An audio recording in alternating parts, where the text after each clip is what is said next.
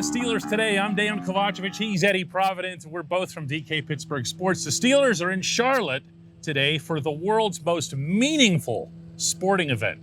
Can't wait for it, man. Okay, yeah. We got a city guy playing Kenny Robinson. Yeah, there you go. That's about as interesting as these things usually get. What's funny, Eddie, is that Mike Tomlin over the years has tried so hard to build up the Carolina game internally. Does it qualify as a Tomlinism? Not quite yet.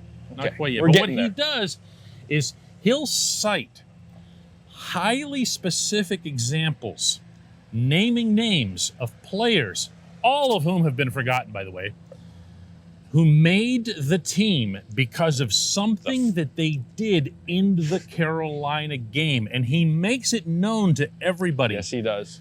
Everybody inside Steelers HQ, so they have some kind of sense that, hey, this matters. This is serious. Yeah, this is business. At the same time, what are we looking for here? For me, what's left? Like, what are the battles? For me, and I know we talked about this yesterday, but it's the running back battle. I mean, you've got really maybe two spots between three guys, and Jalen Samuels, Benny Snell, and Kalen Ballage. And Anthony McFarland. But I think he's a given, man. Like You're talking about bubble guys. I'm talking bubble guys. Okay. And for me, Benny Snell's the odd man out. I think Jalen Samuels is definitely gone. I just don't think he has the pedigree that these guys do. And Benny Snell has been hurt. He hasn't been on the field. Well, and Kalen Ballage is actually a serviceable, decent running back. Yeah, a lot of this is going to come down to the number of players at a given position that they keep. And, of course, that always ends up being way more about special teams than anything else here. Ballage, to me, has been not the third best running back. He's been the second best running back in camp behind Najee Harris. He is absolutely a lock in my eyes. And Anthony McFarland has had a good camp as well here. Beyond that, because like you said, you guys talked about this on yesterday's Steelers Today. What else is I'll throw out a couple. Okay. All right. One, I want to see Joe Schobert stay in the game for at least a half, maybe more, because even if he's, risking getting hurt and whatever else here, hey, man, it's football, okay? He has to be on the field and get comfortable. And he acknowledged, by the way, the other night that he didn't. Yeah. He didn't feel comfortable. And the thing is in football, it's one thing to stay healthy, but it's another thing when you're in a new system and you're the guy that has to make the calls, you're wearing the green dot. Continuity is a huge thing. Knowing the calls, knowing the system, getting those reps it's crucially important. And he's got one game left to get those reps. So, I'd like to see him on the field. And the other one that I want to see is more Dan Moore. Because I like how he's been playing. He's been violent. He's been physical. He's been good.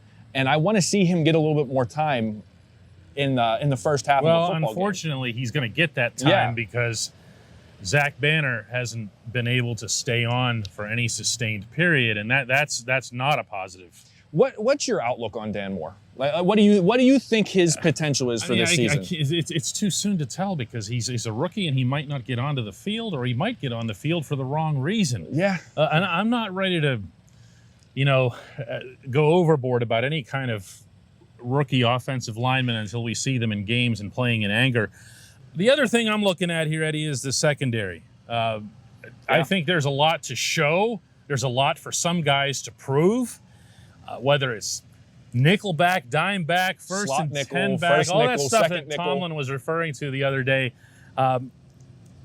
Terrell Austin is the secondary coach, and here's some of what he had to say in advance of this game. You always like to see guys in game circumstances. Practice is sometimes easier because you're comfortable against the guys you're practicing against.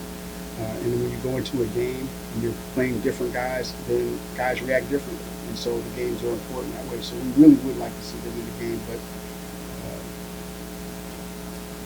I'll just leave it at that. We really like to see them in the game. Eddie, I don't even have a favorite on this. Like, at this point, all I want to see, and again, now I've been writing this and speaking this for months, and that is put Cam Sutton where he belongs. Yeah.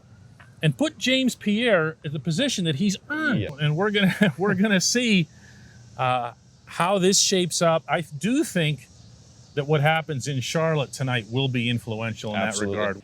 One of the things that concerns me about the Steelers beyond this game tonight in Charlotte and any repercussions that might come from that is that the we've talked about the offensive line a lot and how hard I think it's going to be for them to come together. Right.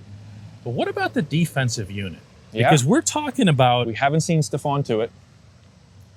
Stephon Tuitt is one thing. T.J. Watt is another. They've missed, obviously, both significant chunks, and both for obviously very different reasons.